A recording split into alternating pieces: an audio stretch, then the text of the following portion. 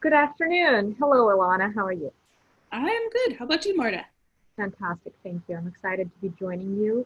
I was really excited to hear that you were starting a group with a monthly occurrence. And um, so, can you please tell more to our guests about this? Because you and I have been talking about it for weeks, but this may be a new thing for the Valley. As the United States and the world are all experiencing this economic um, crisis related to COVID-19, uh, the Rogue Valley also is experiencing that. So this group uh, was something that I wanted to create as a way to give people an opportunity to grow and plan and strategize uh, with one another in small business communities. Uh, Small business communities are oftentimes fairly vulnerable, so it's um, this is a good time to begin thinking about what to do beyond just managing the day to day and figure out how to strategize, how to create community. Um, and so this is a space to do all of that. Outstanding. Thank you. Uh, Alana, you are in a unique role here in the Rogue Valley. You're a business librarian. There are not that many cities statewide that have a business librarian. What is that? Who are you? Who am I? Okay, so a business librarian is someone who helps small businesses find the resources and the information they need to thrive. And in cases where there are challenges being faced, I'm also someone to talk to if maybe you're facing a particular challenge and need resources to respond to that. I am the person who can do the research to find answers for you or find some reasonable options. I can also connect people with other organizations throughout the Rogue Valley, and that includes, Business Oregon, the SBDC, and I can give warm welcomes and introductions between business owners and the people in business support organizations who can help them. And in cases where maybe someone is in a specific industry that has an association, I can find those associations so that people have more resources to understand how to make informed decisions based on the specific industry that they're in. Awesome. I remember the first time I met you, I was very, very excited about the breadth of database knowledge you were bringing to the business community here. And it was, in fact, through your role at the library that we met.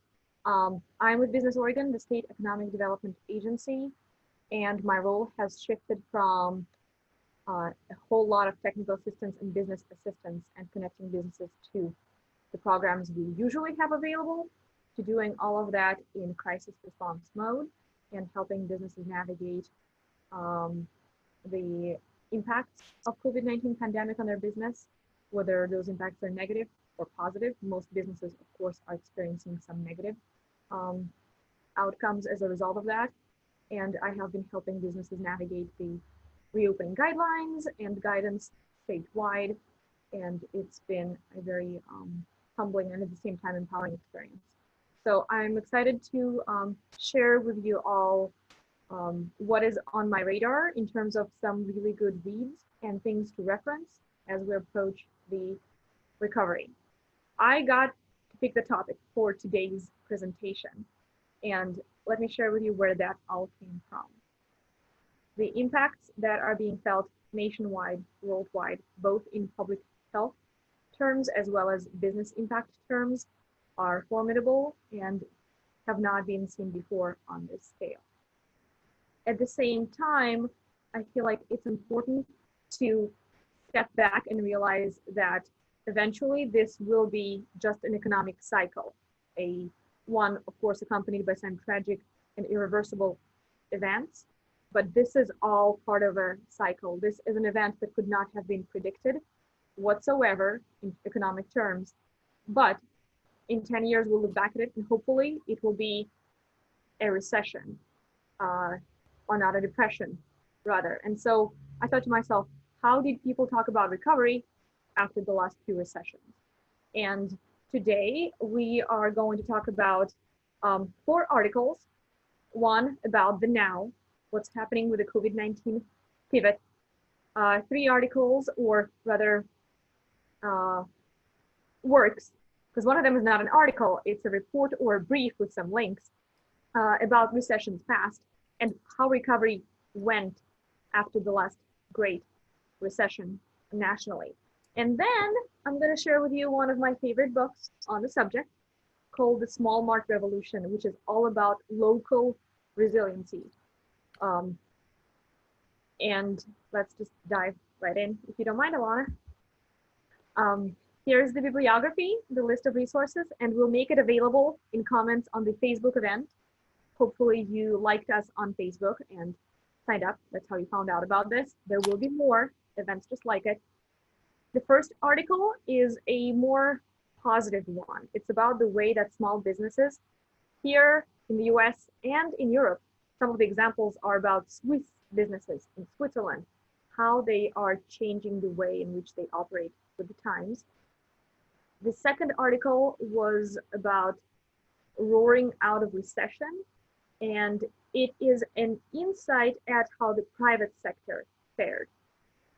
One of the things that stood out to me from that was a statement that when we're under great duress or under stress, like an economic recession, and there's a public health threat looming as well, our decision-making processes are very different.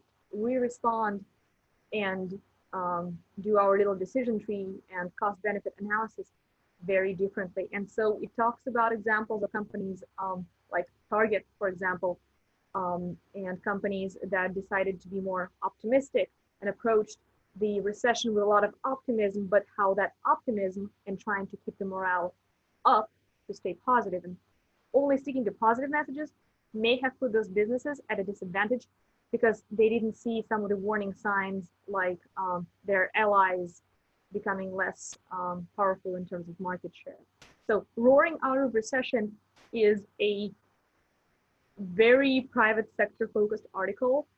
And after several years in the public sector, it was refreshing to see an article that focuses on bottom line, because that's what business school was all about, right? And it was nice to dive into that Harvard Business Review reading mode again.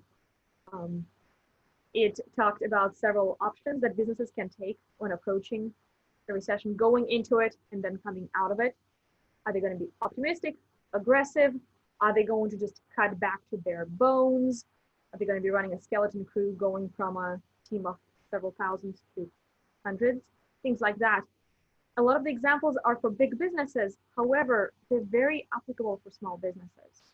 So running with a skeleton crew as opposed to a larger staff is a choice a lot of Rogue Valley business owners are facing right now. And that's something to keep in mind for companies that provide business services, B2B, business to business services here in the Valley.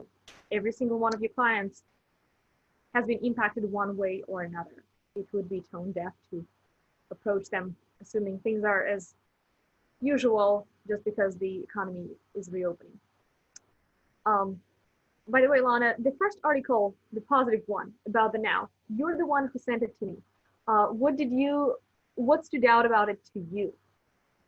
So one thing that I found really critical in that article is the ability to focus on positive decision making, which is really hard when you're in a experiencing a crisis and your community is experiencing a crisis. There is a tendency to catastrophize and make scared decisions. So this article really takes a look through a lens of what the possibilities are. So, and I've been listening a lot to various different podcasts through the business communities mostly in the US, talking about how looking through an informed, positive lens is really what's going to empower people in small business to get through this crisis. So that article really talks about the potential for pivoting and the power behind that. So it gives light to a lot of creative forms of pivoting depending on the different industries that people are in. Gotcha. Yeah, I can only imagine what it must have felt like when I sent you my initial stab at, the articles we could have been discussing today. And I realized in retrospect, when you mentioned it, they were all about hardship. I mean, overcoming struggle, sure, but they all had a very sobering tone to all of them. So I appreciate you throwing something very relevant, very today, but also positive in there. And one of the quotes that I'll select later in the presentation is actually coming from this one for sure. A third on the list, I would like to share with you a report, which is more of a brief about how recession recovery really just exacerbated the divide between prosperous cities and rural regions. One of the major takeaways for me from that quote, or from that report, they called it a brief, was that in the recovery from the last recession, tech industry still drove a lot of the most impactful economy gains back in terms of jobs, even in terms of real estate transactions. You will remember that the last recession had very strong ties to the real estate market and everything thereto pertaining, from the financial markets to the construction industry, housing, real estate, very closely tied together. And it pointed out that most of the impactful transactions that helped regional markets gain back some of the comparable sale values for properties, they were tech industry purchases. So that is something I needed to hear, because all the conversations I've had really talked about, no, the market just rebounded. And I should have asked years ago which part of the market rebounded the most and drove those rebounding numbers. So article number 3 reminded me that there was some research I should have done after the last recession just to see what happened in the recovery. On to the 4. Now the 4th one is going to sound really depressing, but it's not. I choose to see it as something that will inform recovery going forward. The title is Rural Areas Never Recovered from Great Recession. And I believe it's an Illinois news source there. We'll have all the hyperlinks for you at the end of the event. This slide has hyperlinks in it. And the article is actually from 2018, I think. So just 2 years ago, we were still realizing how far behind some of our rural areas are. And rural is defined as an area that's outside of a metropolitan statistical area, which means 50,000 people or more. Medford, Oregon is an MSA, Metropolitan Statistical Area. Grants Pass, depending on who you ask, is as well. But you take a drive 5 minutes out of Medford, it sure doesn't feel urban, right? So Rogue Valley is a rural valley. By many economic indicators, we're a distressed area as well, outside of the actual metropolitan or micropolitan areas, as some people call them.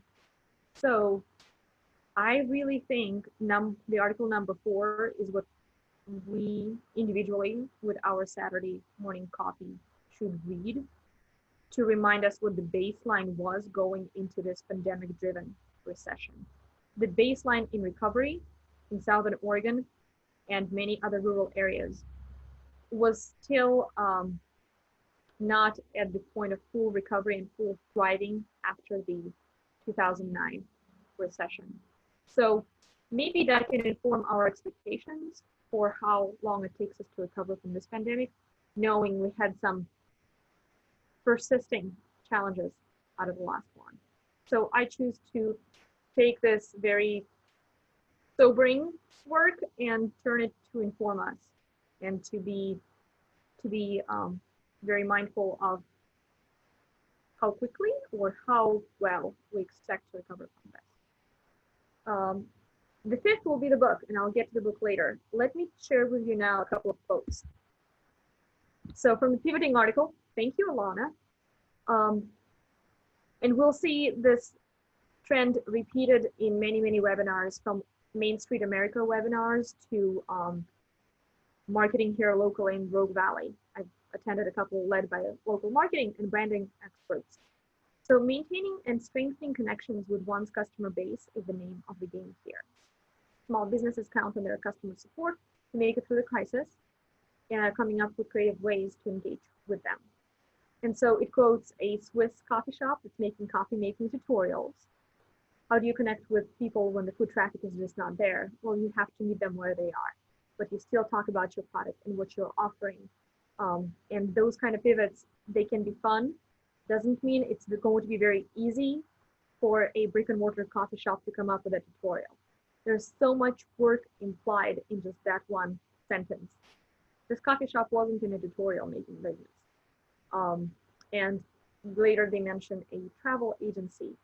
The tour company, their employees probably did not get into the industry or into that company to become experts on how to do virtual reality city tours, whether just on somebody's desktop or using virtual reality goggles, or those. You can even get the Google virtual reality low-cost goggles now. But the workforce is having to pivot. They are having to learn skills like moderating a Zoom webinar. That was a challenge for me a few months back, for sure. And you know, you, Elanna, you as a business librarian, I know you've pivoted, and even though some days now you're back in the library, how has your organization pivoted positively? How did you strengthen connections with your customer base? I'm going to put you on the spot. You're muted. I'm happy to be put on the spot. And so one of the first things that the library did as an entire organization is go digital. So our programs became online through Zoom. And we started strengthening how that process works so that it could become streamlined. And so that all of our librarians were ready for the digital environment. And so another way that I pivoted individually as a librarian providing business information services was to make sure that just because people couldn't talk to me in person didn't mean that I was separated from them. So I sent out a newsletter saying, hey, contact me and we'll talk over Zoom if you need to book a librarian. And book a librarian appointments are where business owners and entrepreneurs can reserve time to talk with me about any questions that they have, any problems they're trying to solve, and I do the research for them to figure out what resources are available to solve those problems, whether that be connecting to digital information, connecting to people, to organizations, whatever is most appropriate given a particular set of questions. And also for our grant writing programs, I took time during stay-at-home requirements to educate myself. So I didn't just stay satisfied with the amount of knowledge I had about nonprofits and about foundations. I took an 8-week course on how all of that works. And so now I have a much more deep and rich understanding of stakeholders in nonprofit communities. And I'm much better situated to teach the courses that will happen in the fall. Also, if people have questions about grant seeking, they can do the same, book a librarian appointment with me. And I've also got an online form where people can say exactly what grants what type of funding they're looking for and what they're hoping to get funded. so that I can use our foundation directory online to do that search and send them the results, and then have a Zoom conversation to explain those results so that they can be used and people can be successful grant writers. That is just so awesome to hear. On the topic of libraries, I'm going to share my personal observation because I'm an avid library user. After the last recession, we had a stimulus package, and the stimulus package, I firsthand saw the impacts of it because my assistance to small businesses a lot of times encompassed assistance to businesses that were formed as a result of that recession, where folks lost their job, or they had to reskill and reinvent themselves, and they started a business. And I remember libraries responding to that by stocking a whole lot of entrepreneurship related and business starting materials.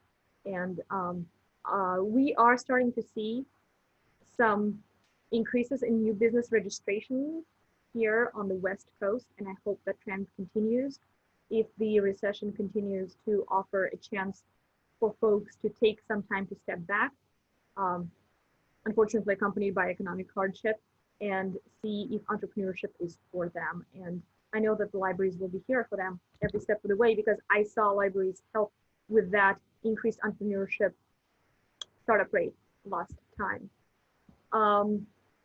So now I'm just going to share with you something that stood out to me, and trends and common topics from the articles about recessions past. The rural recovery article that's linked in the bibliography refers to a study from the Center for American Progress, saying that after the last recession, not as many new businesses were created than after the recession prior. But at the same time, it underlined that urban areas led in that new business creation. That is a great thing to keep in mind for economic development agencies, knowing that there is a trend that may repeat itself. Maybe that will indicate that more entrepreneurs will need just a helping hand, or more access to resources to navigate starting a business in a rural area. Of course, today in 2020, we have a whole lot more digital resources that can help rural entrepreneurs access same resources that urban entrepreneurs may have enjoyed for a decade by now. But still, this trend may repeat itself because of availability of workforce.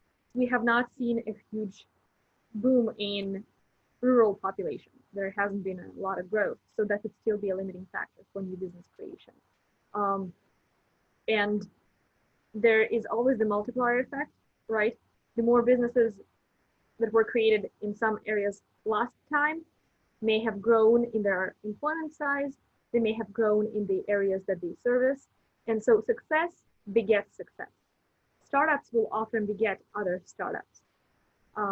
If an area is lagging behind in new business creation rates compared to other areas, it's probably going to lag even more behind because the ecosystem hasn't developed and hasn't become more resilient because they're lagging in that new business diversification, perhaps.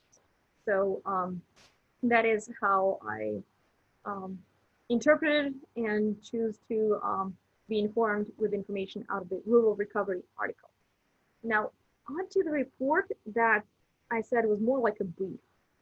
Something that I appreciated at the end of it was a bibliography of its own. It had 3 suggested reads, 3 suggested resources below that I'm excited to share in the event comments as well. I think I'll share a resource a week just to keep the conversation going, while of course previewing it all in one post as well. There was a study done, a different one, indicating that education played a very significant role in the economy. The economy, they're saying stratified, but think of it as an economy that has very distinct, let's just say, brackets, whether it's income brackets or business revenue brackets. Prosperous zip codes had almost 6 times the number of adults with a bachelor's degree or higher compared to distressed ones. So education, access, gaps and inequities played into the recovery last time around, it's very likely they will play into recovery rates this time around as well. What can be done? The higher education institution can connect with businesses that are maybe laying off workers, or perhaps offer their services even more intensely now that the existing workforce may need to be skilled in many more disciplines and areas. So there are ways to partner with degree granting institutions, but also institutions that may give a certification or, you know, a particular credential without having to go through a 4-year degree program. High school diploma was also indicated as a factor in terms of wealth and prosperity in zip codes post-recession. So it's a K through 12 question, it's a K through 20 question, and everybody has a role to play in assisting our communities, whether it's participating in a scholarship fund or volunteering for a community college, or becoming a business advisor at the local small business development center. We can share our expertise or be guest speakers in schools or in colleges and share how the access to educational opportunities that we've had has impacted us for those who are pondering or maybe pondering the same path. The more we share, the more we inform people at various stages in their life trying to pursue the next educational step that's right for them. And that's something I feel individuals can impact and do on their own. Together, you know, with their organization, of course, is mentoring and sharing and empowering people, or maybe even helping them by contributing to scholarship funds to achieve the level of education that will help them and that will help them become the most resilient part of their community that they wish to be. So out of a pretty dry report and a brief, I took away an educationally related empowering message, and that's where I'm at on that report. And the other 2 articles, I talked about it when we were just had the big list up. The Roaring Out of Recession was fantastic to read. It was really difficult to pick out a sentence just to feature because it's a case study. It read like a complete case study. Check it out.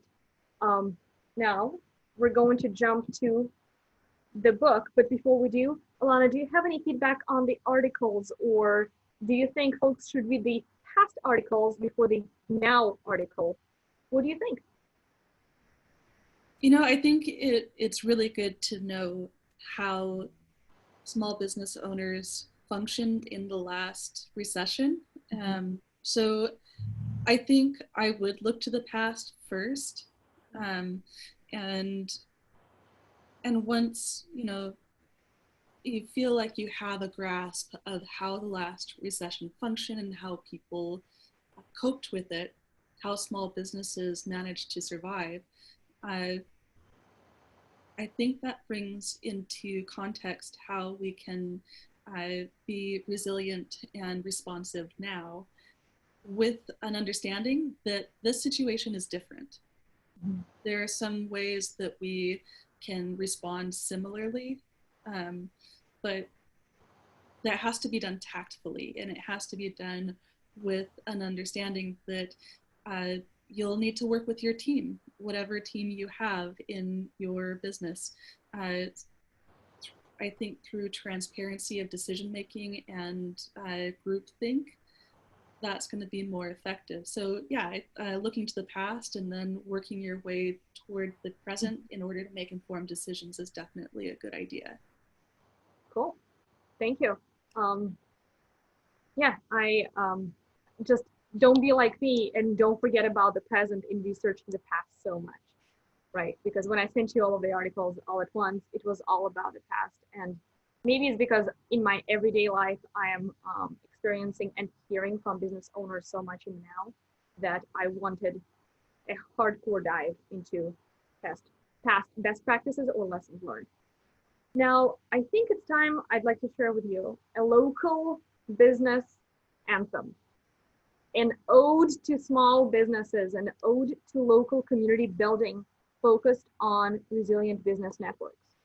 This book to me is ageless and timeless and should be a guide and on the desktop of anybody. Community development, economic development, people working in workforce, anybody. Because this book combines things like local workers, investment, um, making your local business network more competitive when it comes to competing with big box stores even. And I didn't want to reinvent the wheel, so on the left at a glance. So the must read for community builders, that's all me, I think. I think I'm the one who said that. But when it comes to the snippet about the book, I just copied it out of Goodreads, where I have this book on my bookshelf. So, caveat, I'm not against big boxes. I love commercial developments and the options they bring. At the same time, they're the opportunities that a very well-developed local business network can provide to a community is just too much to describe in one sentence. So, obviously the title is a play on the word Walmart. When the author refers to small mart, it's not just about retail. It's about the businesses on the main street. It's about small consulting businesses. It's about manufacturers as well. So regardless of the industry, this book celebrates everything that is small and local. In fact, there is an abbreviation in the book that is just repeated over and over, and it is LOIS, LOIS, locally owned import substitute. Now, that works for professional services, that works for personal goods, that works for cosmetics, that works for grocery. And we, as a pretty diverse economically valley, can take a lot of lessons from this. This basically is a step-by-step tutorial on approaching your local economy from a community builder's perspective and figuring out who you need to catalyze, in what coalitions you need to catalyze, and how to be ready for questions from your community about, is this going to drive the big businesses out of town? No, it's not. But it's going to create a really nice, well-balanced dynamic of a strong coalition of local business owners who are supported by their community, and in return are steady source of jobs and choices and options in the community. So this book has a lot of East Coast examples, but it also features a Corvallis, Oregon example. And if you've been to Corvallis, Oregon, yes, sure, big university town, you know that not that big in terms of population. And so I just love anytime a book mentions an Oregon example. Oregon has a very high concentration of population in some of the more urban counties like Lane, below Eugene, and Multnomah, Washington, Clackamas, the Portland metro area, and Marion, Salem, the capital of the state. But Corvallis, that's a pretty rural example, and any book that celebrates a rural Oregon example, I'm 100% behind it. And the example where Corvallis is mentioned was for an ordinance,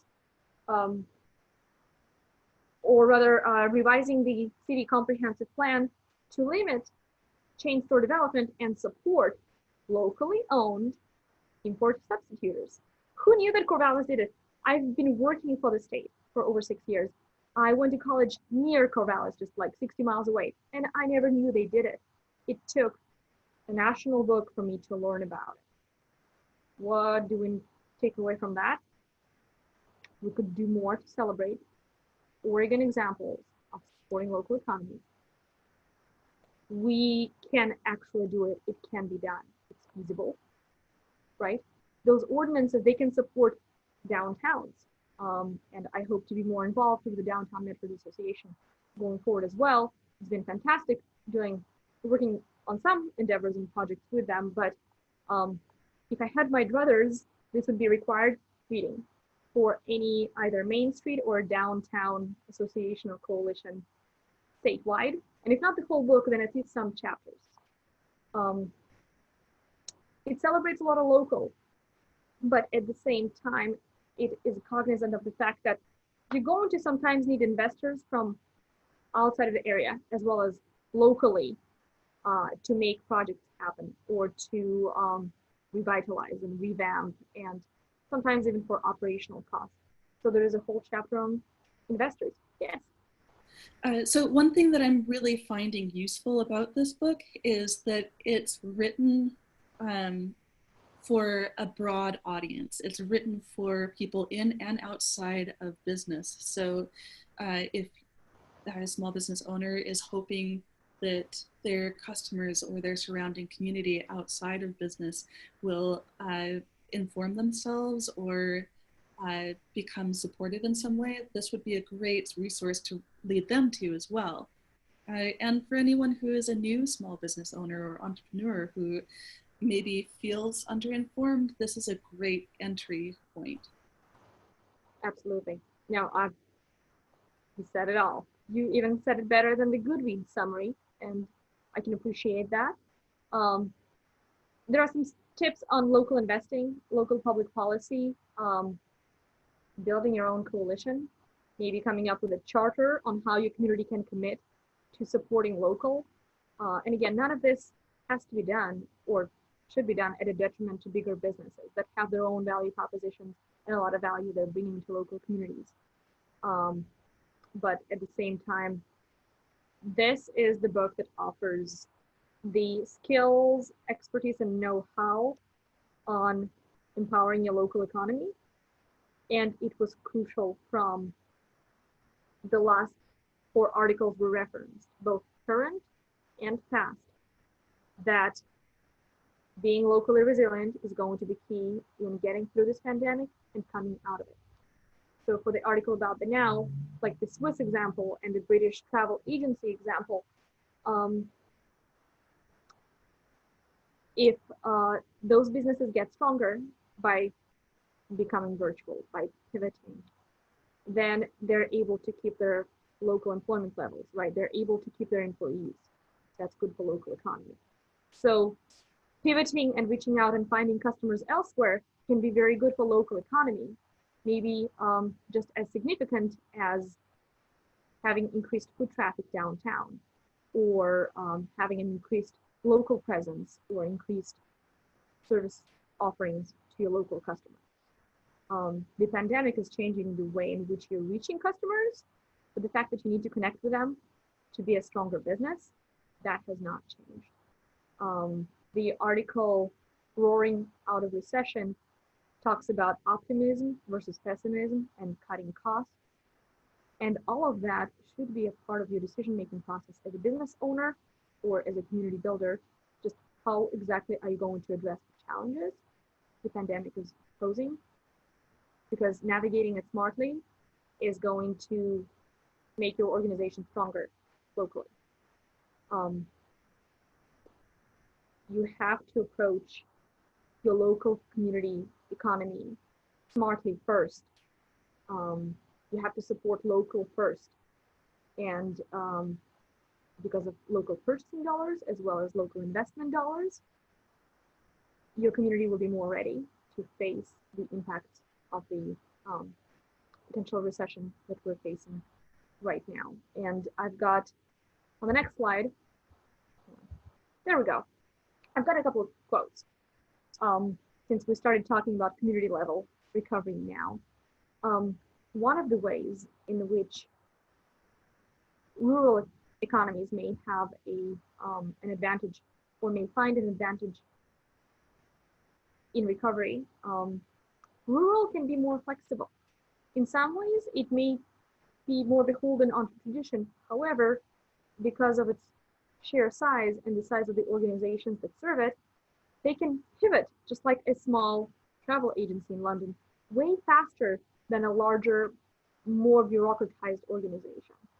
One of the tips from the past recovery articles was that cities needed to start training workers now to adapt to a new economy and not get left behind. And that was one of the explanations for the urban communities' faster recovery paths. Rural can learn from that. We all can learn from that and anticipate that we will have to be more flexible in offering reskilling, retraining, and career advancement options here in the Valley. The next quote might lack context, but let me tell you, the next quote is from the Small Mart Revolution. Done well, place-based investments actually can reduce risk. There are ways to tap into the locally available investment dollars, whether it's from your community development financial institutions or perhaps charitable initiatives that local banks may have or may develop in response to the pandemic. And having those local funds be reinvested into community projects or business projects locally overall makes the economy more resilient. Investment begets investment, begets jobs, and successful implementation and management of those investments is going to yield a greater return for whoever is investing, and they have more available to hopefully also invest locally. So we can be more flexible when it comes to workforce and retrain now, and we can incentivize or encourage local investment as well. Yeah. So, and when you're talking about these investments, if you go to, I guess, I don't want to go terribly specific because every business is so different, but going a little closer to specificity, like those investments could look like systems improvement and improvement of the technology that customers use to connect with you. Is that right? You were speaking more in terms of a business investment, but what they were talking about is actually going out for investors to invest into your building or invest in your retail chain that's local or local to a county. But that said, there is no reason why you can't crowdfund the improvement to your IT system, right? If a business needs an immediate improvement of their server to handle the increased traffic to their website or purchasing and order management, there is no reason other than our fears of rejection not to go to a local bank and say, this is the program, you might not have given me a loan before for this, but if I bring in another local investor, can you help me with that? So approaching for equity, but also approaching for loans, sure, it can be an investment in your business. It could be a brand new business as well. Okay, thank you for being so gracious with my question. Oh no, it's pretty good. I actually found the page. This statement addresses a bigger problem, right? And the problem is, another concern goes to the very heart of local investing. Aren't investments in any one place inherently risky because they're vulnerable to the inevitable ups and downs of the local business cycle? And that's the question that is on a lot of investors' minds. So when we talk about investor confidence, that's one of the questions they have. That's why you hear, spread your investments, don't invest all in one area. But if everybody has the mindset to not all invest in one area, then that area is not getting access to all of the dollars it possibly could have access. So if everybody has the same goal in mind, say improving businesses in a business district and investing in buildings, the curb appeal and the value of the buildings all goes up if 5 different banks each finance a different buildings renovation in that district. The positive impact is multiplied because everybody's not shying away from investing in that business park or business district. So that's, I think, what they mean by done well. Place-based investments can actually reduce risk. If everybody agrees to have some faith in an area, of course, provided the numbers are there and pencil out, because they have to provide value to their shareholders and stakeholders. Don't shy away from providing another investment or loan to a business just because you've already financed the two right next to it. Maybe that should incentivize you to keep investing to make sure you even get paid back on the first two. That statement really addresses fears that linger, fears that we're all taught in business or finance classes. Diversify your options. Yes, sure. But if you want to build up the local economy, you're going to have to make the choice of investing locally first. And with that, are we kind of ready for people to ask questions and to offer reflections on what they've just listened to? Mm-hmm. I think we absolutely are. I know Greg is there. I know Abigail is there. Maybe a few other folks are as well. Yes. I just couldn't see all of the people participating. So in chat, or do you want to open it up via voice as well? Yeah, so,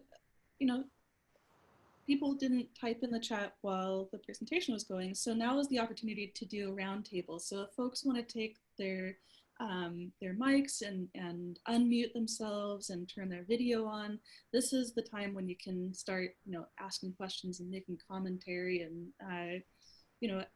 start a group discussion. So does anybody have a question or thought that they'd like to contribute?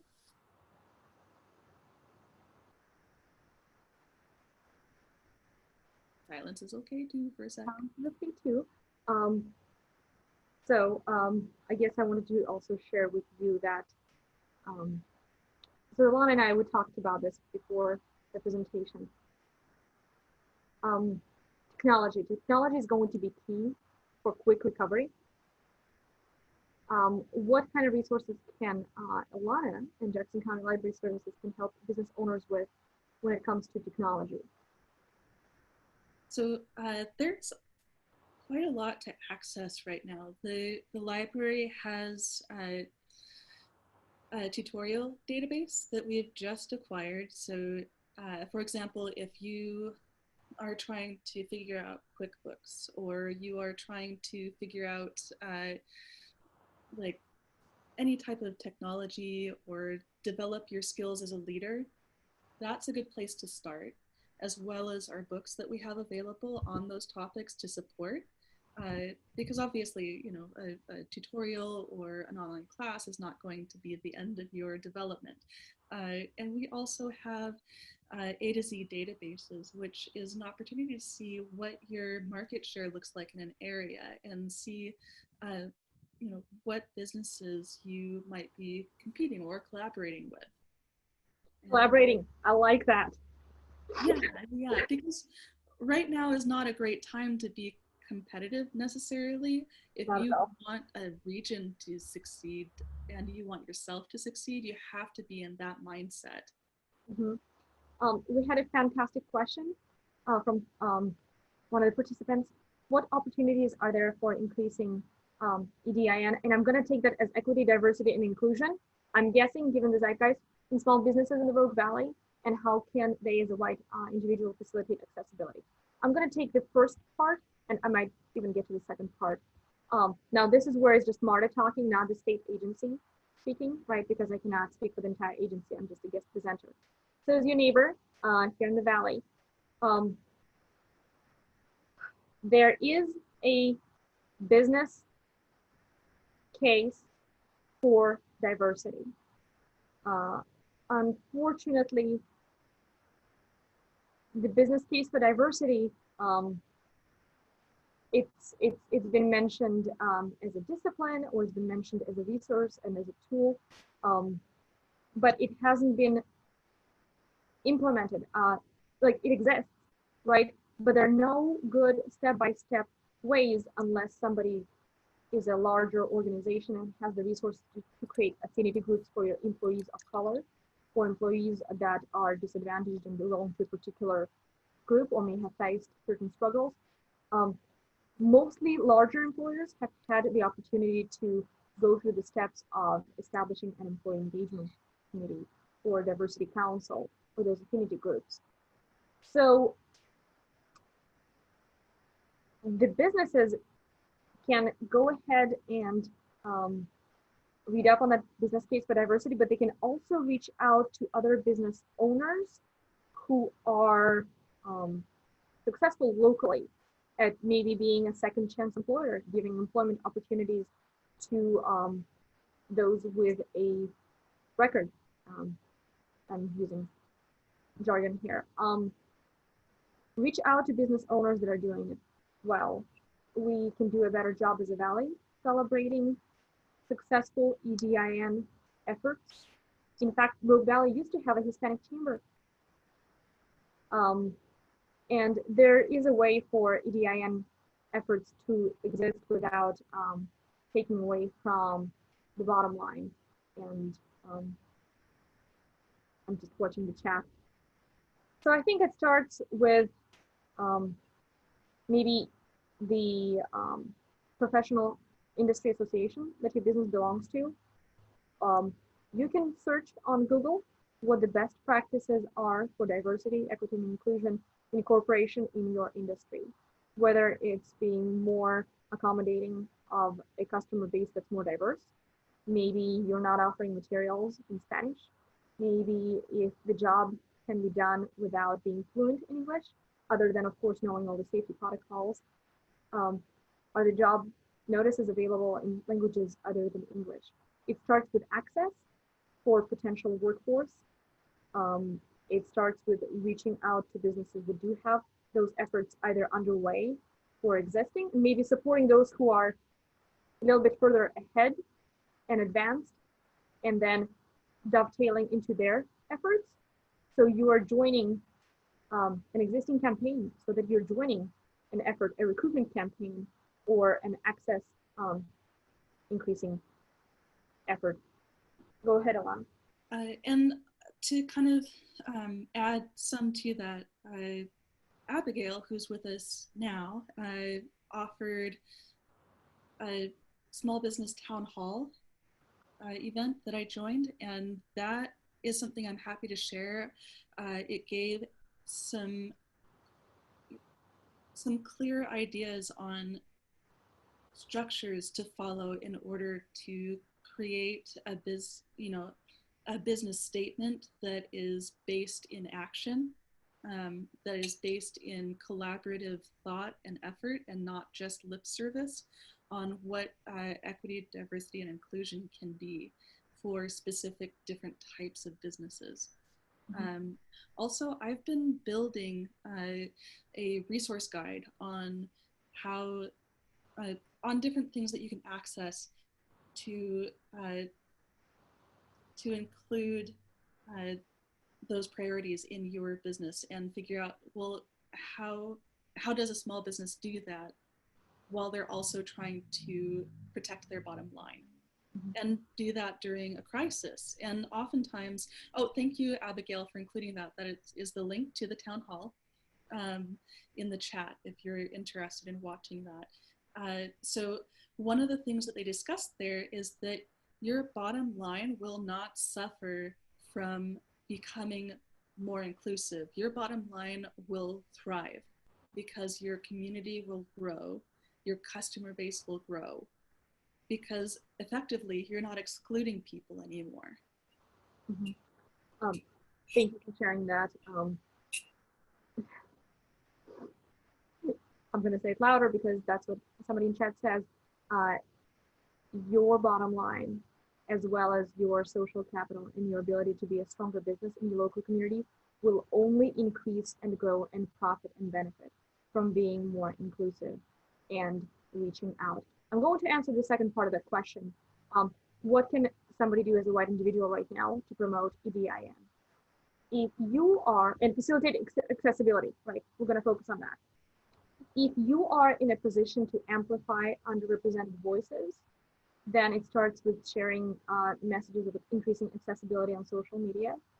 It starts with asking for expertise and insights without forcing the other person to do all the emotional labor to educate somebody on the importance of access. So if you have somebody in your community who has had adverse experiences or or is a person of color in a particular industry, if they are comfortable and if they have the time to and bandwidth and emotional bandwidth to address these questions, or rather advise you on what to do, you can, chances are they've been thinking about it for a long time. If there's a particular issue that you're trying to advance access on, there's probably somebody within your zip code or your census tract who's done a whole lot of thinking on it that could be a very, very amazing, credible voice and expert, as long again as all of the work is not dumped on them, because it's unfair to continue asking marginalized and underrepresented folks to provide all of that emotional labor to educate and provide information that could be easily accessed in a Wikipedia article or in a free webinar. Additionally, if you are in a position of influence, you can ask your HR team or the team that runs your meetings and schedules agendas for important meetings in the region. Hey, are you going to include a link to this free trauma-informed customer service training? There are some free training and important question resources we can include in our meetings, or kick them off saying, hey, I found this very useful to me training, or my personal bias training, I took that last week. Is that something that maybe your HR team can consider? What kind of training are you guys going to have at your retreat? If you're in charge of scheduling any agenda, you can put anything from an inspirational quote to a suggested training item in there, and you can follow up in the next meeting saying, hey, did anybody take the training that we recommended, or what EDIN action did you take last time? If you're scheduling an agenda, you have a whole lot more power even without having to be a policymaker, and that's where I've been able to carve out a role for me in advancing accessibility. I hope that was useful. And we are at 1 o'clock right now, but we can spend a couple of minutes, answering any last questions. I know that Tiffany had a question. She had her hand raised, and I don't know if that's because maybe the question takes some verbalization to be more clear. But Tiffany, do you want to go ahead and ask your question? Sure. So I think Marta had briefly mentioned an article or book comparing the current economic situation with previous recessions and how that's happened and how those have been, and how successful businesses have come out of those. There's obviously a lot that can be compared to those, and then there's some very clear and obvious distinctions of what is happening right now, whether that be from like the global level and the fact that there's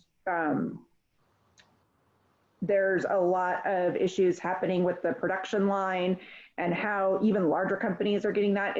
I've not seen anything that kind of marries those two things together in a way that is, analytical and kind of, is given suggestions.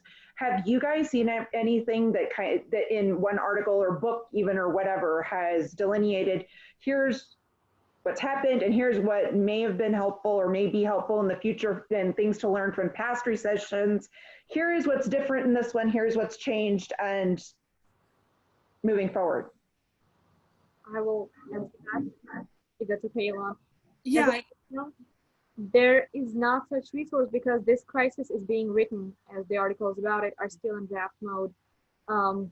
The cases, the reported cases and confirmed cases in some areas are on the rise. The topic today was learning from the past ones to see how maybe we can approach recovery in this one, precisely because nothing about it has been written yet. And that was a lesson that I wish we had, but we don't have it yet. So we had one current article and 3 past articles and one book on a major set of best practices. And so far, this conversation is what has married it. I have not seen any case studies or articles come out because we're still in the midst of it. So, and I can nerd out on you a little bit as a librarian. So what I understand through librarianship, as far as Marta is talking about, is the information cycle. So the information cycle starts with social media, and then it goes to news articles, then it goes to like academic articles and reports, then it goes into like scholarly journals, and it ends in the production of monographs and books. We are not anywhere close to the creation of a monograph or a book at this point. We are still in the phase of news articles and social media. So what we're learning right now is more social learning, and all of the academic learning that we'll do is going to be sometime in the future.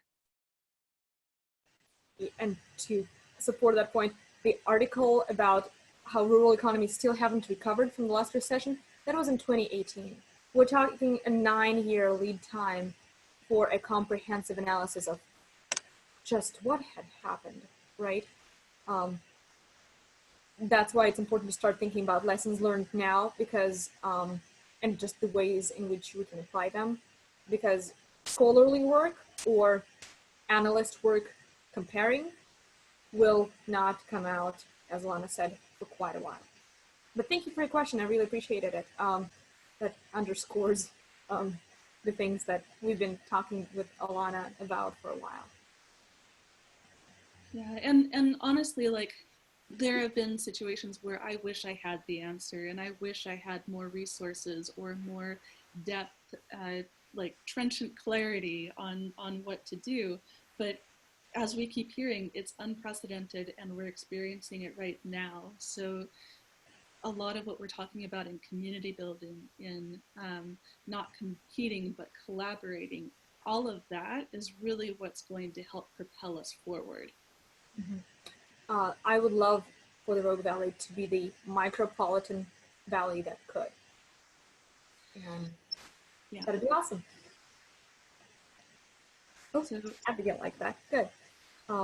So with this, I think there could be some relevance in discussing maybe other aspects of historical lessons from recessions later on. Let me share with you very quickly the information about the next presentation, because I have it on a slide and I just want to show it off at this point. Just a second. So we hope you join us. Oh man, I do this. There we go. I love Zoom. So first of all, thank you. Here's the contact information for Elanna Erhardt, an amazing resource at the Jackson County Library Services. And please join us on July 17th. One of the attendees today is actually going to be a presenter in a month from now, speaking about productivity versus procrastination. So please RSVP on Facebook. If you have some questions you'd like us to address in the Q&A, then go ahead and type them on Facebook as well. And yeah, thank you very much. And we'll post all of the bibliography on Facebook for this event for you to share with everybody. And I mean everybody.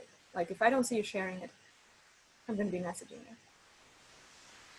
Yes, I will be sharing the recording.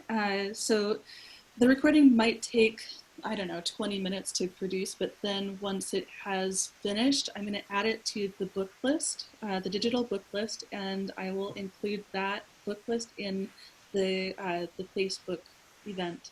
And then, yeah, I'll find different ways to make sure that it's accessible no matter where you're looking. And you can also contact me if you're like, well, I didn't see it. Contact me, I will give it to you. Awesome. So thank you everybody for joining us. This was the kickoff session, and we look forward to doing many more. Thank you, Elanna, for convening this discussion group. And I'm really grateful to you, Marta, being the catalyzing person for this program. So you were the first speaker, and you have so much to offer people in their business needs and their questions. And I always am so happy that you are one of the people who I collaborate with and partner with for programs, because you bring a lot of strength and knowledge to this area. Thank you. Couldn't do it without all of you and your support. So thank you for sharing your lunchtime with us. Your pandemic lunchtime learning hour with good stuff. Thank you, everybody.